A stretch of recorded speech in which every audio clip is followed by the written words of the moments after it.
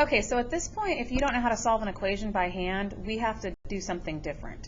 So I'm going to show you a method. I'm going to do 4 examples. So just keep that in mind. You might want to scroll to a different example or, fast forward to it. I'm going to do 4 examples of how to solve a system of substitution exclusively using your calculator. All right. Now remember, just because we're using our calculator, just because we're using a computer, does not mean that we can't also use our pencil and paper. We still need to write some stuff down. But I'm going to show you how to do this. I'm going to show you 2 examples, and then I'm going to show you what infinite solutions and no solutions look like. Okay? So the first step in solving a system by substitution is to highlight the variable that's by itself. I've had a lot of people say, what do you mean by itself? Because they see something that looks like this, and they say, well, there's 2 variables that are by themselves. What I mean by itself is I mean it's the only thing on one side of the equal sign. So this y is the only thing on the left side of the equal sign, so it's the one that's isolated. Okay, so I'm going to start by highlighting that variable that is isolated. Then I'm going to go to the other equation, find it in the other equation, and highlight it there too. Okay, now I'm going to circle it in this one and draw an arrow pointing to it. The reason for this is, remember, substitution is where I'm going to replace this value, this y, with this value here. Okay. Next thing I'm going to do is I'm going to actually do my substitution. So to do that, I start at the equation that doesn't have anything isolated, and I write everything I see. 3x minus 2. And as soon as I hit the highlighted number, I open a set of parentheses. I jump down, whatever I circled, I put inside those parentheses, and then close them. Then I go back to that equation, and I keep on writing until I run out of stuff to write. So literally all I did was I replaced the y with this. Okay? That's my first step. All right, next thing I'm going to do is I'm going to underline both sides of the equal sign. The left side, I'm going to put y1 under. The right side, I'm going to put y2 under. Okay? Now I'm not looking at this anymore. I'm looking over here.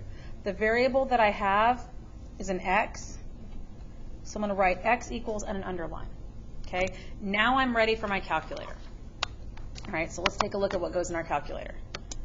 Okay, in y equals, see how like right there I said y1 and y2? I'm going to put 3x minus 2 parentheses 2x plus 6 close parentheses. And then in the second row, I'm going to put what's on the other side of the equal sign, which is a 6. Okay? Now I'm going to go into the table with second graph, and I'm going to scroll. Now first of all, usually your table starts out at 0. Okay? Now if you notice, I don't see a row where y1 and y2 are equal, but I can tell that they're getting more positive as they're getting closer to 6 as I go up. So I'm going to scroll until I find y1 and y2 with the same value. Right here, y1 and y2 are equal, so whatever is in the x column, I'm going to put right there. That's the value I'm looking for. That is what x is in this system. Okay? Now that I know what x is, I'm going to use this x value with one of these equations to figure out what y is. Well, it's going to be easiest for this one. I could plug x in here and then do a whole bunch of work, or I could just say, well, if y equals 2x plus 6, I know that x is negative 18.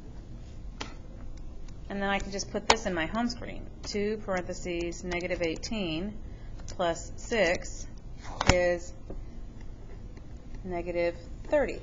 So my ordered pair, my ordered pair is going to be x comma y, which is negative 18, negative 30. Okay? Let me show you another example. All right? Here's another example. The next example is x plus 2y equals 200. X equals y plus 50. Okay, same process. I highlight the x when it's isolated, because here it's the only thing on one side of the equal sign, and then I highlight it here in the other equation. All right? Now I circle what x is equal to, and I draw an arrow to it. I'm sorry, I draw an arrow to it. Whoops, okay. Now I rewrite this equation. So right away I see my highlighted variables, so I'm going to open my parentheses, write y plus 50, And then I'm going to keep going once I close the parentheses. Plus 2y equals 200. I underline this side and write y1, underline this side and write y2. All right, now, we don't look at this anymore. Now, what letter do I have here? I have y. So I'm going to write y equals and underline. Now, this is why this matters. Why it matters is because, remember, the only variable that I can put into my calculator is x. So I'm not going to put y plus 50 plus 2y. I'm going to have to use x because that's the only variable that can go here. If I was using a or k or g, I'd write a equals or k equals or g equals, because with systems, it is critical that you keep track of which variable you're solving for. Okay? So I know it's weird. Even though I have y's, I have to use x to solve with the calculator. So I'm going to put parentheses x plus 50, close parentheses, plus 2x in y1, and I'm going to put 200. I'm going to put 200 in y2. I'm going to go to the table, and I'm going to look. Now, I can see that as I scroll down, the numbers are getting bigger. So I'm getting closer to 200, and I might have to scroll for a while. But this tells me which direction I need to scroll. This gives me a clue. If I was putting the whole thing in y1, I wouldn't know which way to scroll. I'd just see all these zeros and be like, I don't know what to do. Maybe there's no solution. Oh, there it is. I found it.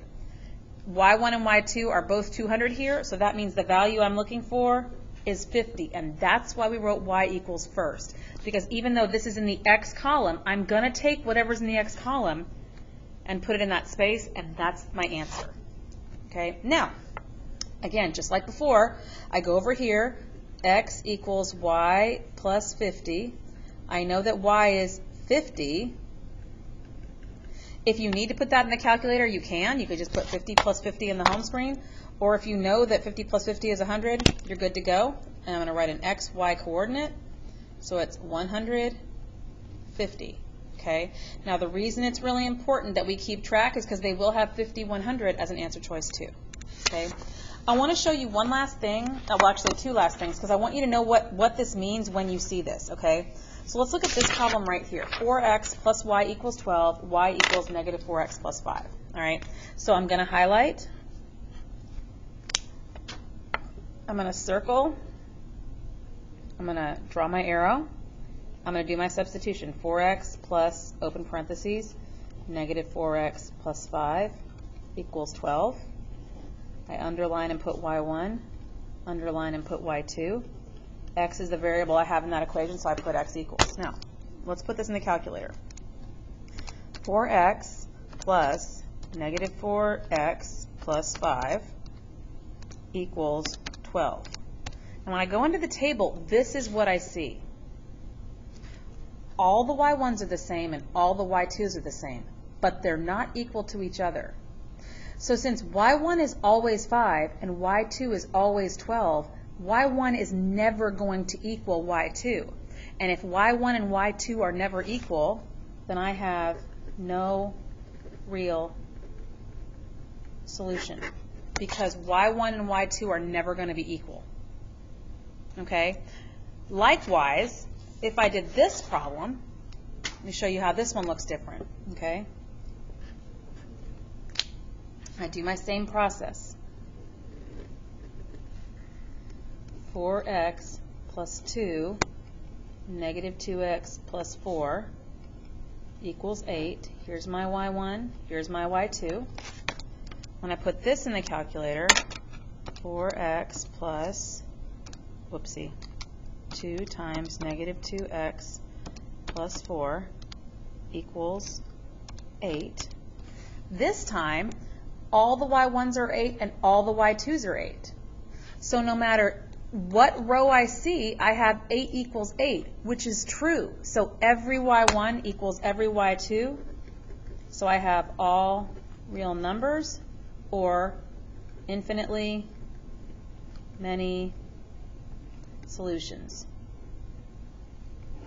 Okay. Now, if you feel comfortable solving equations by hand, then you get down with your bad self. But if at this point you don't know how to solve equations, this is how we need to do it going forward. That being said, you still need to get good at solving equations because they are going to expect you to know how to do it in geometry.